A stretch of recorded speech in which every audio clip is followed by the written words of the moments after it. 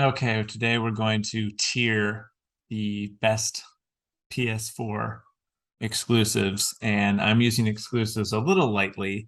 It's games that you would associate with the PS4 that aren't necessarily still exclusive. Like, for example, Spider-Man came out in 2018. It's since been remastered for the PS5. And now it's on PC, the remastered version. I'm going to still consider that a PS4 exclusive because it's been a while. A lot of these games have come to the PC. Um, so I'm not necessarily going to exclude them now because they were on the PS4 for so long before they came over. So let's start with Knack. Knack was a launch game.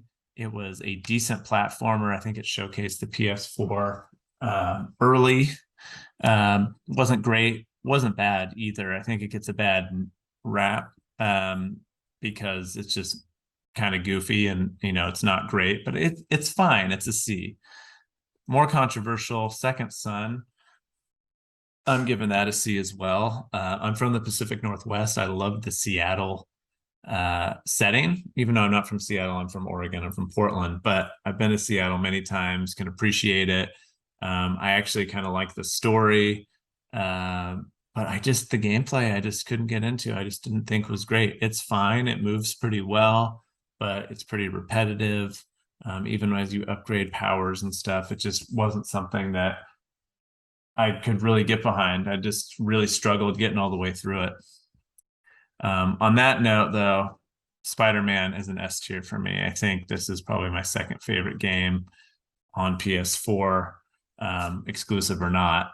But speaking of games that play well and you power up, like this game has it. You can basically do the same basic type of attacks, but you're going to need to vary those as enemy types change and there's more enemies, and whichever environment you are in, you need to use different gadgets. But I think the thing that, besides just being Spider-Man, which is awesome and has beautiful graphics and a beautifully realized city, is that the traversal is just so good. There's never been traversal in a game that is so fun. It's such a big part of the game in terms of getting from place to place. Like, that is what you want from a Spider-Man game, just being able to swing through the city, crawl on buildings.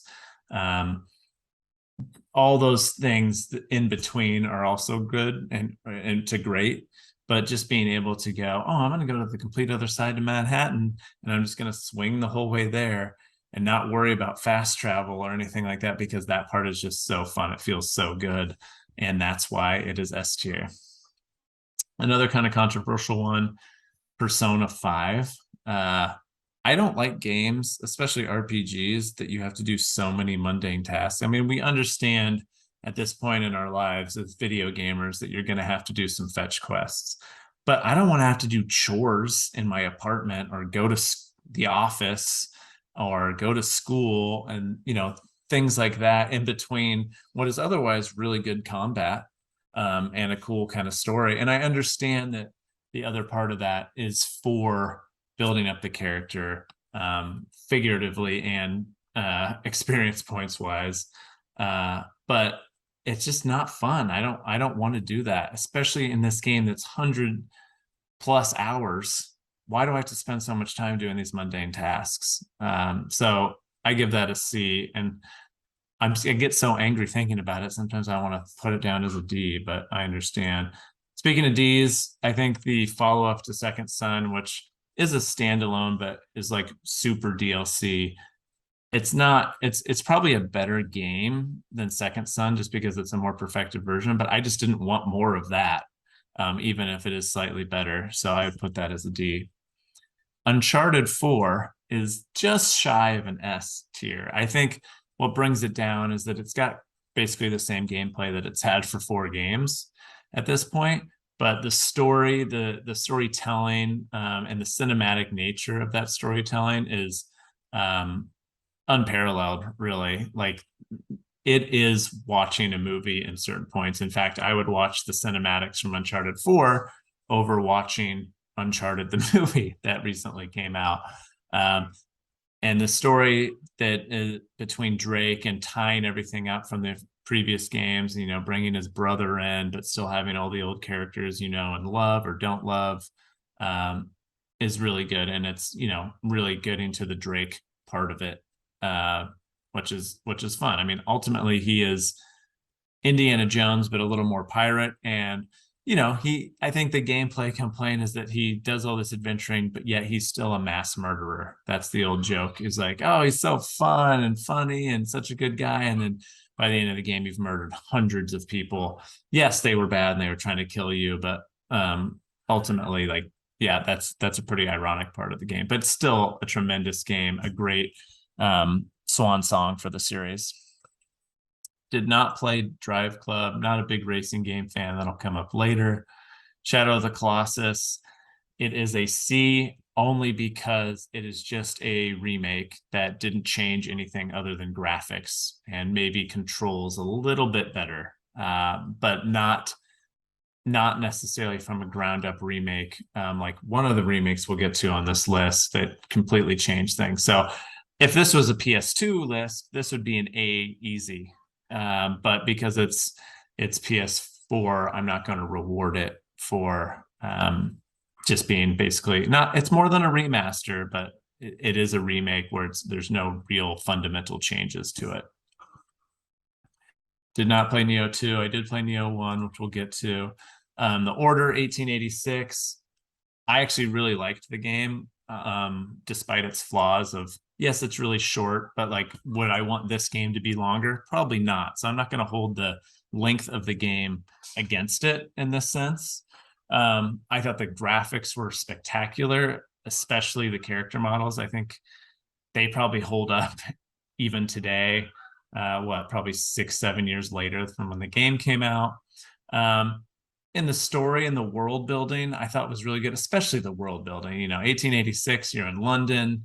There's this basically the CIA of monsters kind of going around. And I thought that was really cool. And I'm really disappointed that there will not be a sequel or at least another type of games in this setting from these guys because it just was received so poorly, unfortunately. The gameplay was pretty ho-hum, but I thought it was fine. Nothing great. Again, nothing bad, and that's why it's a C.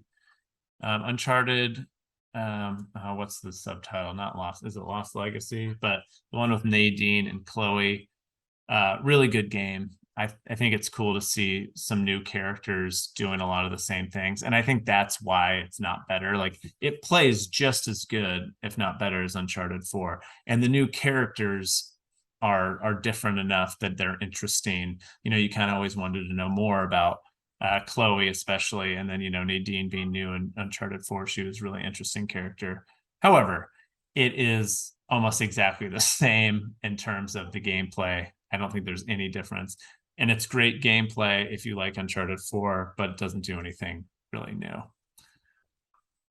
Ratchet and Clank, for the same reason Shadow of Colossus is a C, Ratchet and Clank is a C. It is a remake in the sense of the graphics are made from the ground up, but it's almost the exactly same gameplay as the PS2 version. Again, it plays really well, just like the PS2 version. I loved playing through it again, but it's not doing anything special. It's not making like a big impact, except for the fact that I think it was a great precursor to the PS5 Ratchet and Clank that recently came out. Because you could kind of see, oh God, that game's going to look good because this game looked so good for a essentially remake of a PS2 game. Last of Us Part 2. I do not understand the controversy with this game in terms of people not thinking it's good. I mean, you can be transphobic, I suppose, but even that's not a big part of this game. I think people really overestimated like what the preachiness of this game. They must have not played the entire game. I don't get it at all. But I think the storytelling, not the same way as Uncharted 4 in terms of the cinematics of it, but actually just listening, being a part of the story of, spoiler alert, two different characters in this and not knowing or or agreeing or disagreeing with one or both of them at any given time. Who's right in this situation? Who's wrong in this situation?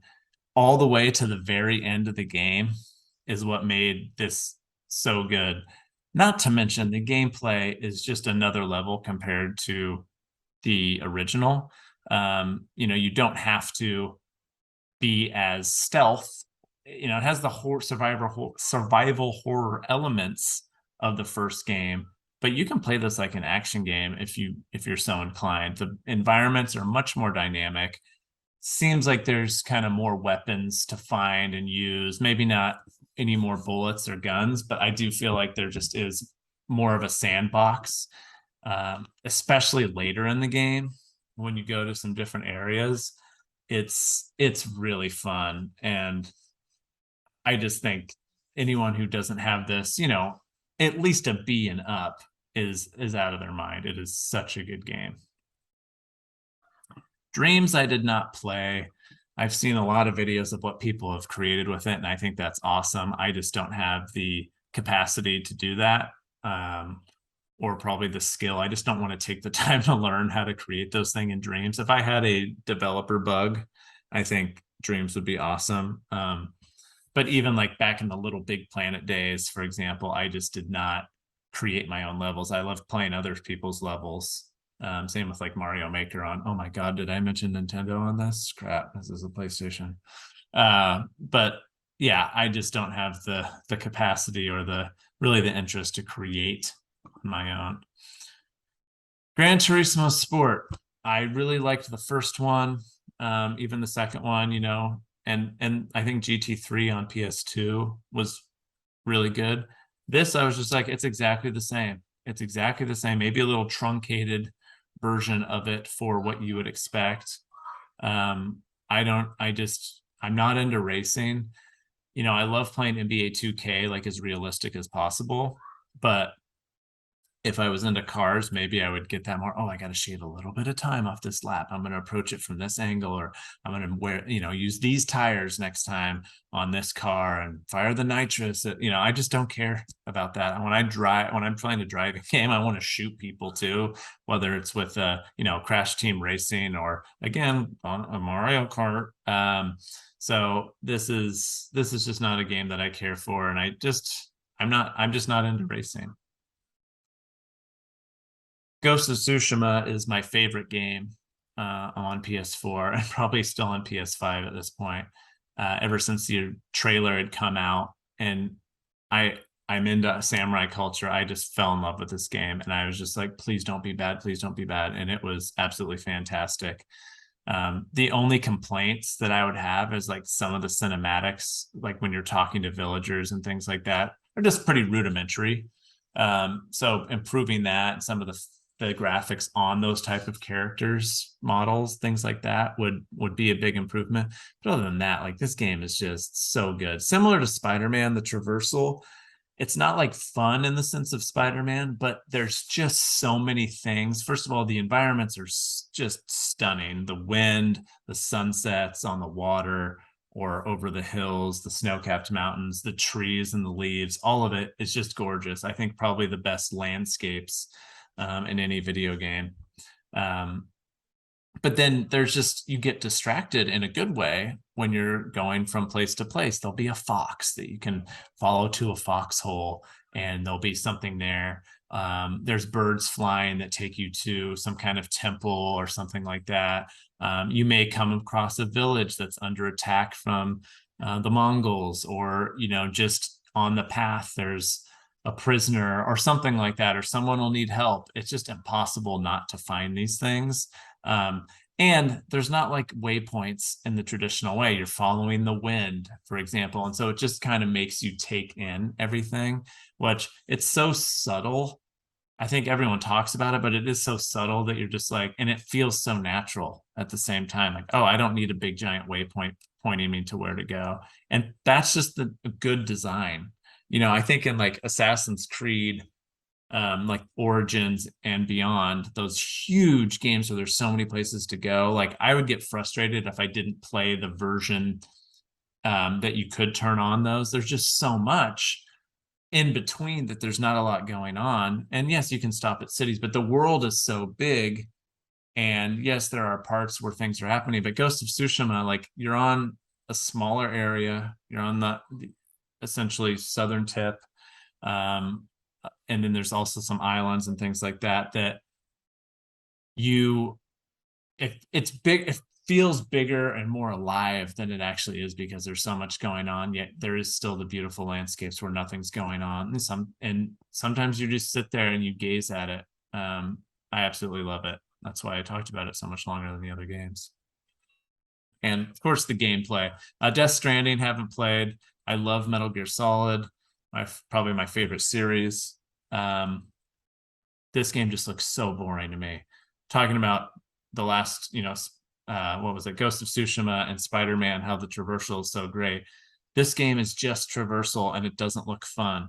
I don't want to do it. So maybe one day when it's really cheap or something, I'll try it out. But for now, not going to waste my time with it. Knack 2, didn't play.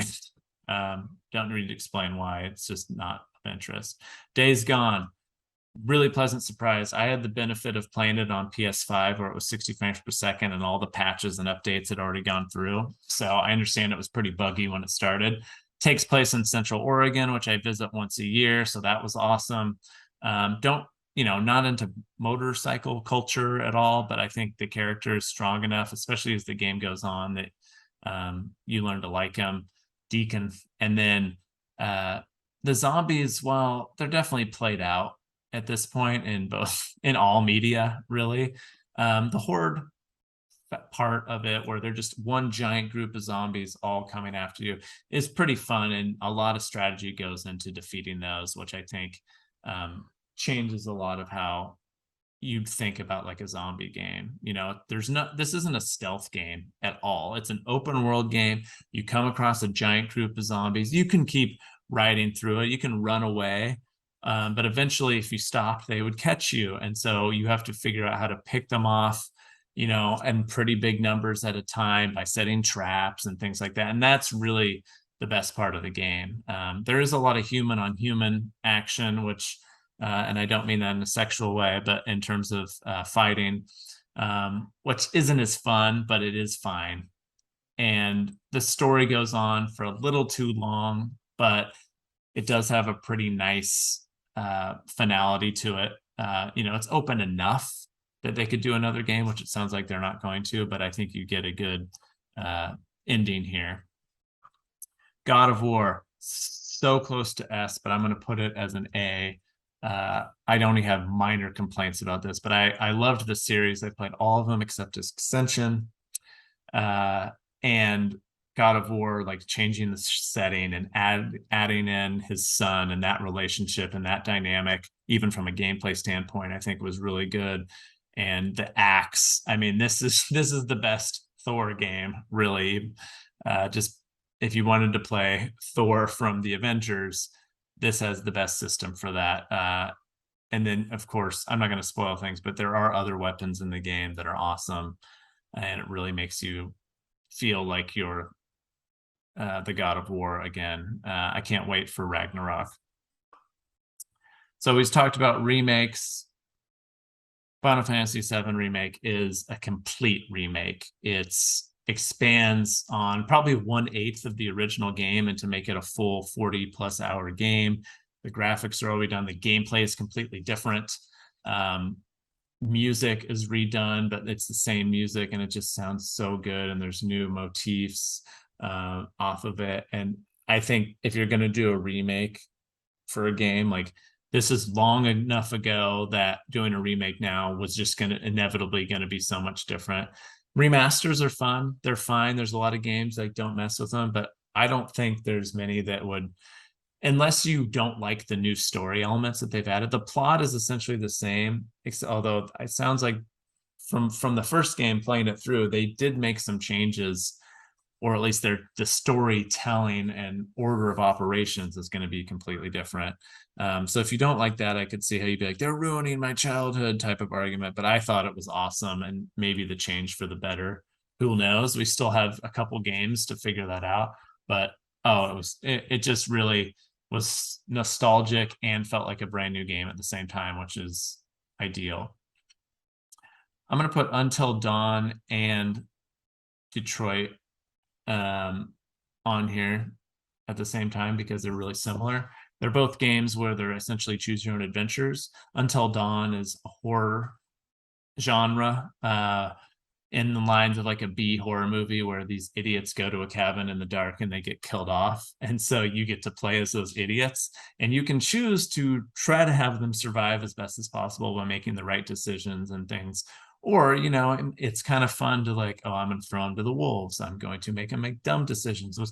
Funny enough, sometimes they pay off. But a lot of times, yeah, you're just sending them to their death as part of the game, and that's fun. So you can try to keep everyone alive. You can try to keep the characters you like alive. You can try to get everyone killed if you want. Even by the end, like, you have to make it to a certain point before you can't just have everyone die really early in the game or when they have the chance. But it's pretty fun, especially playing that with someone else. Now, Detroit Becomes Human is similar in the fact that it is a choose your own adventure, but it's a completely different setting, futuristic. I wouldn't quite say dystopian, but leaning that way. And one thing I really liked about this was that the characters you play as, you may like or dislike them in the beginning, and you may flip that by the end. So I had some characters that I didn't really like at the beginning of the game, and then by the end of the game, I really did like them, and then vice versa. And the thing that's funny about that is that you're the one making these decisions that have them become this way or don't become this way. And so I found myself being like, oh, why did I kind of turn this way? And then I'm like, oh, yeah, because I made these decisions that impacted these strings down the way. You can kind of see like how your decisions branch out and what they impact. And so there is a lot of replayability between these two games, and they're really fun, and they're just different type of games. Like, I totally understand there's people that don't care to play these type of games, but I think if you have the time, you can just go in there, and it's a little easier. Like, you're not having to be as intense. It's more about a story being told to you, and then you kind of making the decision based on that. Neo 1. So at the beginning, I liked it a lot as a B. At the end, I basically hated it, like almost to an F. I'm going to put it in a C, though, because it was right between those.